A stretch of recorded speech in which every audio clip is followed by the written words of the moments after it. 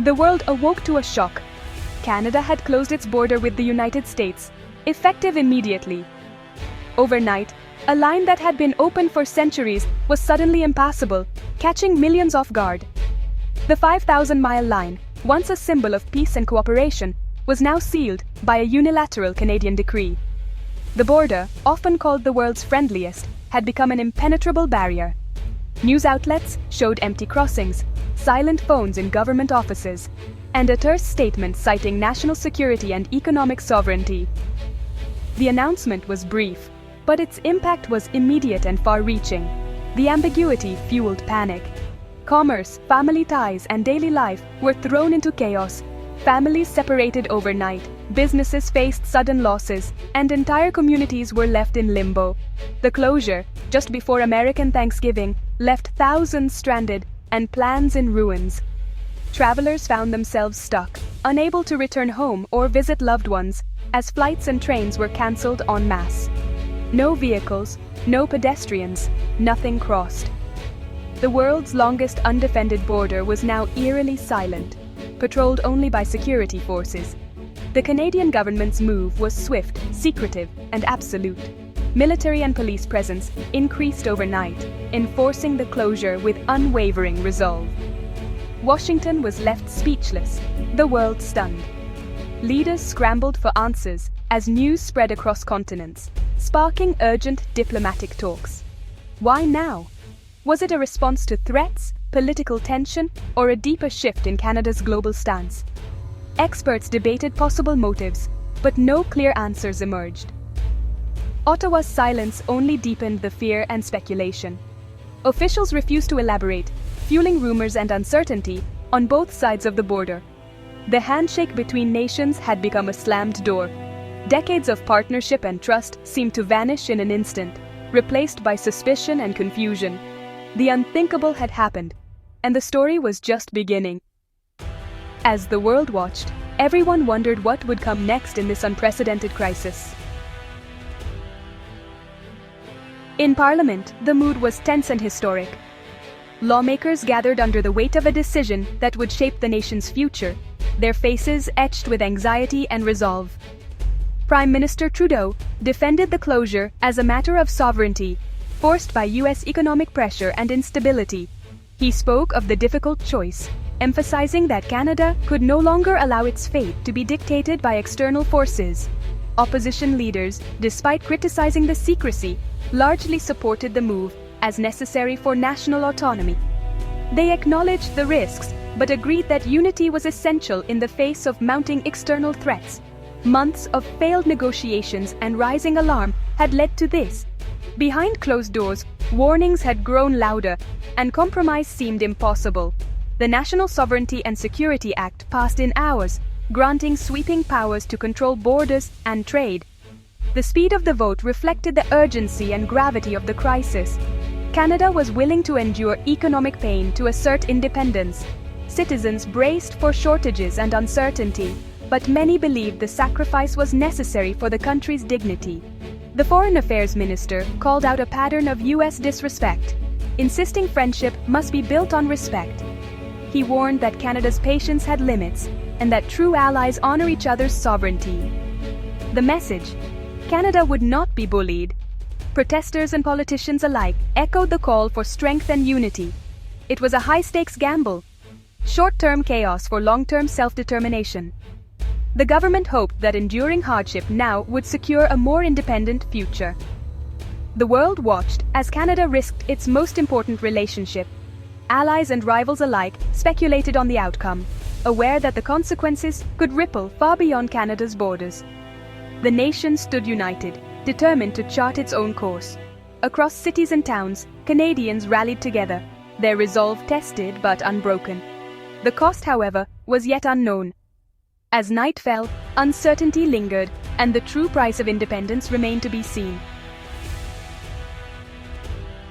On the ground, the border closure was immediate and jarring, catching many by surprise. Trucks lined up for miles at crossings like Detroit-Windsor, with drivers stranded in uncertainty and confusion. Soldiers and border agents enforced the new reality. No one crossed, not even in the quietest rural towns. Helicopters patrolled overhead, barricades rose, and the once friendly border became a militarized zone. Communities split by the border, like Stansted and Derby Line, were suddenly and painfully divided. The Haskell Free Library, built for unity, now stood as a stark symbol of separation. The military's presence sent a clear message. This was no symbolic gesture, but a real change. Canadians saw their government's resolve. Americans saw a new, hard and unyielding frontier. The undefended border was gone, replaced by a steel curtain and constant vigilance. North America had changed overnight, and nothing would be quite the same again. The US response was explosive, led by Donald Trump, who wasted no time in seizing the spotlight. His reaction was swift and dramatic, setting the tone for what would become a heated confrontation between two close allies. From his Mar-a-Lago estate, Trump blasted Prime Minister Trudeau as weak, accusing Canada of betrayal in front of a sea of cameras. He painted the Canadian government as untrustworthy, fueling anger among his supporters and the American public. Trump called for a sweeping boycott of Canadian goods and announced massive tariffs, framing the border closure as a deeply personal insult to the United States. He insisted that America would not be taken advantage of, vowing to fight back with every tool at his disposal. His fiery rhetoric dominated headlines across the nation, fueling outrage and sparking demands for immediate retaliation. News outlets ran constant coverage, amplifying the sense of crisis and uncertainty. The White House urged calm and attempted to downplay the conflict, but Trump's narrative was relentless, drowning out diplomatic voices and overshadowing efforts at peaceful resolution. He even hinted at dark conspiracies, claiming Canada was hiding something much bigger behind the border closure, and suggesting there were secrets the world deserved to know. Energized by his words, Trump's supporters rallied in the streets and flooded Congress with calls for action, demanding a strong response and refusing to back down. Political pressure on the administration soared to new heights as lawmakers faced mounting demands to stand firm against Canada and defend American interests. Trump turned a complex, international crisis into a simple story of betrayal, shaping public opinion and rallying his base around a narrative of American strength and resolve. The border closure may have been Canada's move, but Trump made it his battleground, transforming it into a symbol of national pride and political will. The crisis quickly became a test of political will, national pride, and the strength of the US-Canada relationship, with both sides refusing to back down.